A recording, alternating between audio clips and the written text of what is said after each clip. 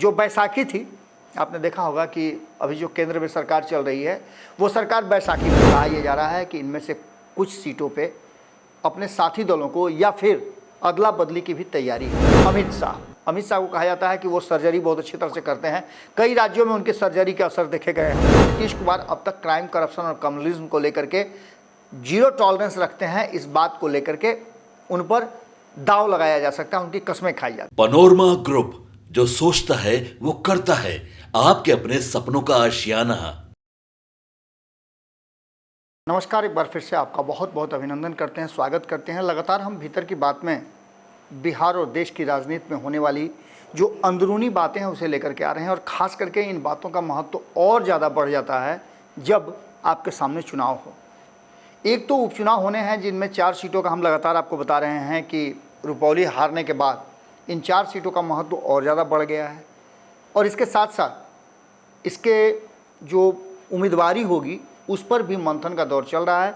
कहा यह जा रहा है कि भारतीय जनता पार्टी ने नीतीश कुमार को एक और एक हिंदुस्तानी आवाम पार्टी को सीट दिया है जो कि उनके पास था, और 2 सीटों पे खुद चुनाव लड़ेगी। लेकिन इसमें भी कई तरह के पेंच अब फंसते हुए नजर आ रहे हैं।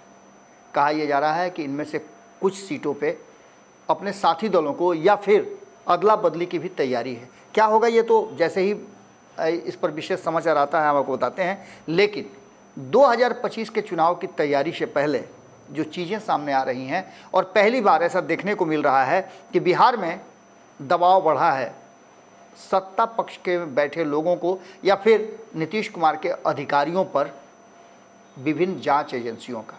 भारतीय जनता पार्टी की तरफ से अगर पूछिए तो वो सीधे तौर पे कह रहे हैं कि ये स्वायत्त एजेंसियां हैं, इन पर किसी का कोई अंकुश नहीं है, ये अपने हिसाब से काम करते हैं। लेकिन वहीं दूसरी तरफ इसको लेकर के काफ़ी हंगामा भी चल रहा है। कुछ ऐसे पॉइंट्स हैं जिसको लेकर के विपक्ष भी हमला कर रहा है और नीतीश कुमार से सिंपैथी व्यक्त करने की कोशिश कर रहा है। विपक्ष का कहना यह है कि जब जब इस तरह की बातें हुई हैं, बिहार की राजनीति में कुछ नया होता आया है, तब तब भारतीय जनता पार्टी अपने इन एजेंसियों को पीछे लगा देती है। अमित शाह इसके मास्टर माने जाते हैं, और अमित शाह इस पर पूरी तरह अपनी पकड़ रखते हैं, ऐसा कहा जाता है उनके विरोधियों के द्वारा। हालांकि 2022 में आपको याद होगा कि जब एक तरफ बहुमत साबित हो रहा था सदन में, विधानसभा में, तो नीतीश कुमार ने तुरंत एनडीए से महागठबंधन की तरफ स्विच किया था। उसके बाद बहुमत साबित करने के दौरान ही ये खबरें आई कि सुनील सिंह, जो कि राष्ट्रीय जनता दल के नेता हैं, विधान पार्षद हैं, मुख्य सचेतक हैं, और इसके साथ साथ लालू परिवार के बहुत करीबी हैं, उनको लेकर के खबर आई कि उनके यहाँ ईडी और अन्य जांच एजेंसियां धावा बोल दी हैं। इसके अलावा और भी कई एक और अल्पसंख्यक समाज के नेता हैं, उनके यहाँ उनके निजी आवास पर, उनके कॉलेज पर ईडी और सीबीआई का छापेमारी हुआ था। इसको लेकर के भी कहा जा रहा था कि इसके टाइमिंग को लेकर के बातें कही जा रही हैं कि दबाव बनाने की राजनीति की जाती है। इस बार कुछ और कहानी है। इस बार कहानी ये है कि पहली बार नीतीश कुमार के किसी बहुत करीबी अधिकारी पर, जिनका कि लंबा संबंध रहा है नीतीश कुमार से, उन पर, संजीव हंस पर दबाव बनाया गया है।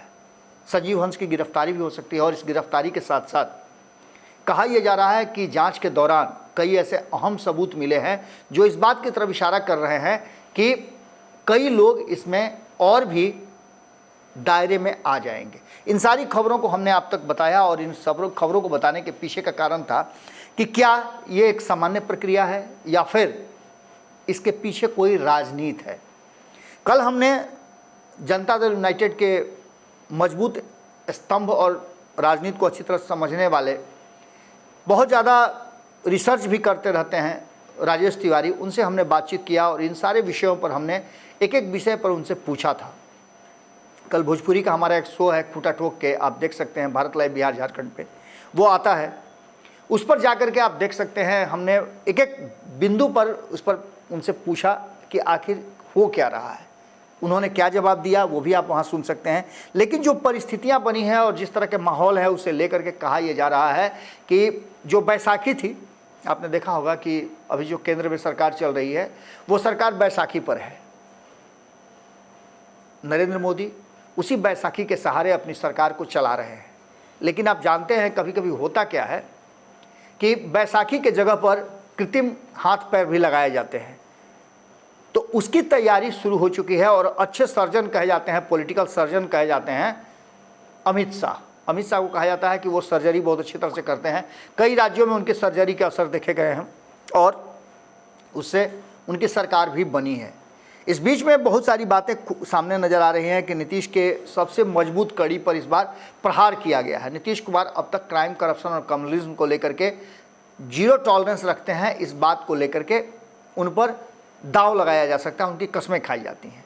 लेकिन अब जो वर्तमान परिस्थिति बनी है उसमें नीतीश कुमार के सबसे करीबी और उनके यहाँ से बहुत ऐसी बातें निकलना, ईडी के जांच में बहुत सारा ऐसी संपत्ति निकलना, बहुत सारे ऐसे लेन देन के सबूत सामने आना, इस बात की तरफ इशारा कर रहा है कि नहीं, कुछ तो भ्रष्टाचार की बड़ी खेप भीतर ही भीतर चल रही थी। इसमें कई लोगों के संलिप्त होने, कई लोगों की पत्नियों के, जिसकी खबरें भी हमने आपको बताई, ये सारी चीज़ें इशारा कर रही हैं कि नीतीश कुमार के नाक के नीचे कुछ न कुछ तो चल रहा है। अब नीतीश कुमार कितना उसमें इन्वॉल्व है, कितना उनको जानकारी है या उनको ठगा जा रहा है, छला जा रहा है, ऐसी बातें इस बिहार में पहले भी हो चुकी हैं कि नेता के विरुद्ध या मंत्री के विरुद्ध या मुख्यमंत्री के नाक के नीचे बहुत सारे काम होते रहे हैं और मुख्यमंत्री को तब पता चलता है जब वो पूरी तरह से उसमें फंस जाते हैं। नीतीश कुमार को लेकर के भी जो लगातार उनके सुशासन की छवि थी, उस छवि पर कहीं ना कहीं अब एक प्रश्नवाचक चिन्ह शुरू हो गया है और ये कहा जा रहा है कि नीतीश कुमार को दबाव में लाने के लिए एक नई पहल के रूप में देखा जा सकता है।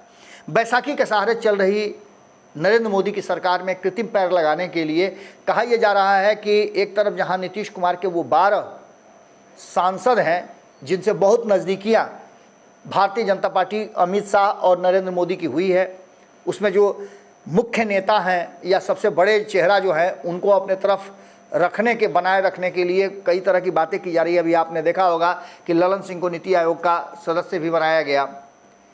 बिहार को विशेष राज्य का दर्जा की जहां एक तरफ डिमांड चल रही है, उसमें ललन सिंह को सामने रख करके नीतीश कुमार को किस तरह से मुंह बंद कराने की बात कही जा रही है, ये भी बात आपने देखा होगा। विशेष राज्य का दर्जा का मांग अब विशेष पैकेज तक आकर के टिक गया है, ये भी आपने देखा होगा। संजय झा ने इस बात को सबसे पहले बताया था कि हमने बातचीत किया है, विशेष राज्य का दर्जा नहीं मिल सकता है।